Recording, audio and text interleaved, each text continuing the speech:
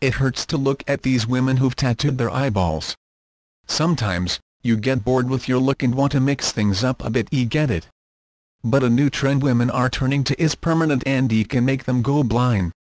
Some people are now tattooing the whites of their eyeballs different colors, going from white to green, teal, blue-gray, you name it."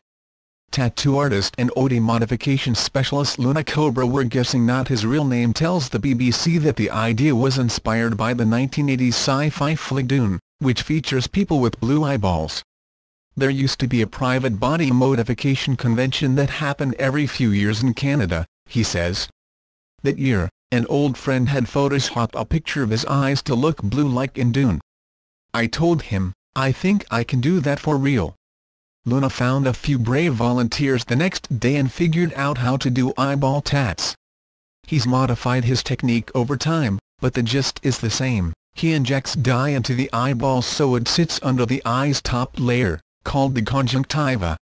One injection covers about a quarter of the eye, and people have to be tatted several times to completely cover the whites of their eyes. Oh, and he says he's done it for hundreds of people around the world.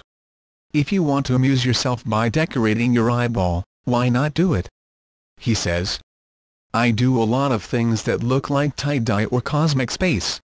I think it brings a realm of fantasy into everyday life." Kylie Garth, who had the tats done, describes the process to the BBC as anally intense. She adds, "It feels like somebody is poking at your eye, then it feels like strange pressure, and then it feels you have a bit of sand in your eye, but there's no pain.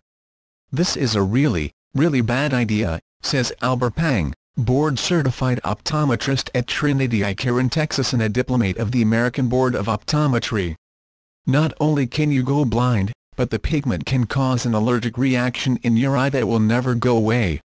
You will have to suffer pain and irritation of your eyes every day," he tells WOMENSHEALTHMAG.com.